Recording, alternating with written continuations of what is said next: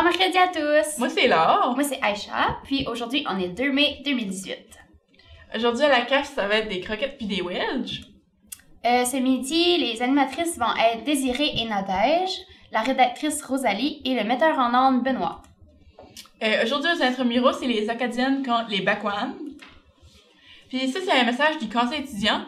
On rappelle aux élèves qui veulent se présenter pour la présidence ou la vice-présidence que vous devez vraiment mettre vos formulaires d'inscription à Anamo Chapdelaine-Gauvin avant le 7 mai à 4 heures.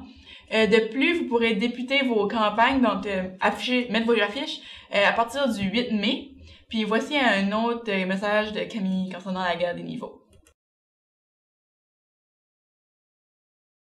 Allô tout le monde! Si on fait un petit retour sur la guerre des niveaux de la semaine passée, on peut voir qu'avant la guerre des niveaux, ça c'était nos points. Donc les 11e menaient. Puis ça, c'est nos points de seulement la guerre des niveaux. Donc les 11e, félicitations, vous avez gagné la guerre des niveaux malgré que vous n'avez pas gagné la guerre des clans.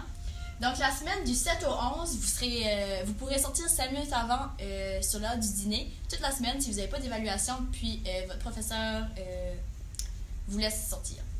De plus, si on additionne nos points d'avant puis d'après la guerre des niveaux, c'est ça qui est le total maintenant. Donc c'est encore les 11e qui mènent, mais les 9e sont très très près. Puis les 10e ont finalement battu les 12e qui étaient toujours proches. Donc, c'est pas une si grosse différence que ça. On peut encore se ramener parce qu'il va y avoir plein d'activités d'ici à la fin de l'année. Puis, on lâche pas parce qu'il va y avoir un beau gros prix à la fin pour tout ça. Merci beaucoup! Il y aura des pratiques pour les GESPA. Donc, lundi, le 7 mai, ça va être du soccer.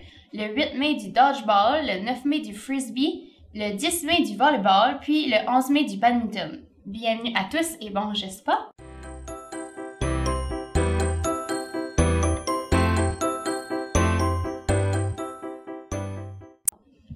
Le défi de 5 km. Donc, voici la première capsule vidéo du Gym Nautilus. Bonjour les sportifs. Aujourd'hui, Serge et moi, on va vous parler d'hydratation et de nutrition avant la course. Moi, j'ai une question pour toi. Côté liquide, c'est quel liquide le plus efficace qu'on devrait utiliser ou boire avant ou pendant la course? Le plus efficace, c'est de l'eau. Parce que l'eau, en plus, c'est gratuit. On veut essayer de boire de 1 à 2 bouteilles, 3 à 4 heures avant la course pour bien se préparer et s'hydrater. OK, puis la question suivante, est-ce que je dois emporter de l'eau pendant la course? Si tu t'as bien hydraté, ton objectif est de faire à peu près une demi-heure de course, tu n'as pas besoin d'emporter d'eau avec toi, à moins qu'il fait vraiment chaud ou tu vas courir plus que 30 minutes. OK. La question qui tue, boisson énergisante, est-ce qu'on a vraiment besoin de ça pour une course? C'est un gros non. Pas besoin de boissons énergisantes. On a beaucoup trop de sucre, ça peut nous causer des inconforts intestinaux. OK. Donc, on a parlé du liquide.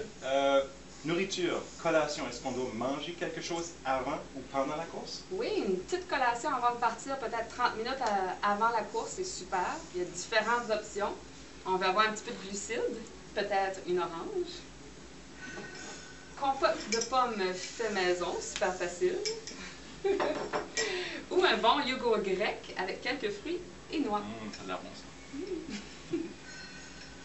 C'est tout. Fini.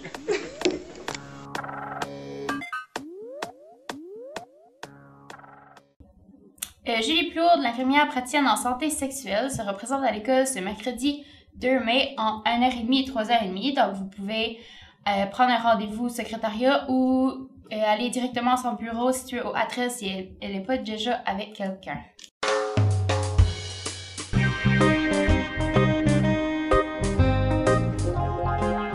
Alors, je suis ici avec Maëlle Dugas et Naomi Blanchard, deux membres de l'équipe junior de volleyball de la PLM. Et ces filles-là s'en vont au provincial en fin de semaine. Donc, premièrement, j'aimerais savoir comment a été votre saison en général? Moi, je trouve que notre saison a été super bien. Puis, une des raisons, c'est à cause de notre esprit d'équipe. Puis, on est rendu plus qu'une équipe. Justement, on est rendu une famille. Puis on a fini première place dans notre ligue. L'année passée, on était 3 puis 4e, je pense.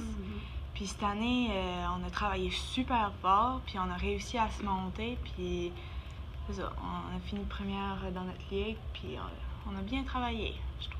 Bravo. Puis, Naomi, est-ce que tu peux nous dire quelles sont les prévisions pour votre tournoi en fin de semaine? Est-ce que vous auriez des chances de remporter la bannière provinciale? Moi, j'espère qu'on a des chances. C'est sûr qu'on ne sait pas encore à quoi s'attendre avec les équipes plus du Sud parce qu'on a juste joué au régional contre les équipes de l'Est puis notre ligue. J'espère qu'on a des bonnes chances. Puis la chose qu'il faut se concentrer dessus, c'est pas se faire comme déconcentrer par toutes comme les choses que peut-être que eux autres font comme de super beau. Faut pas que ça nous laisse comme nous atteindre comme notre mental. Faut qu'on garde un mental vraiment fort.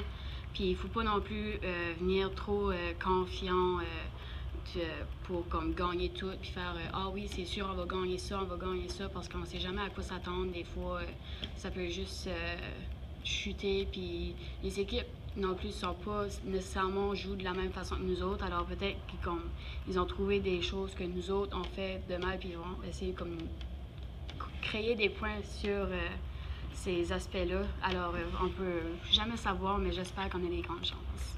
C'est toutes les équipes ont leur bonne puis leur mauvaise journée aussi, fait que ça peut être un facteur aussi. C'est sûr. Ben, on vous souhaite bonne chance, les filles. Merci.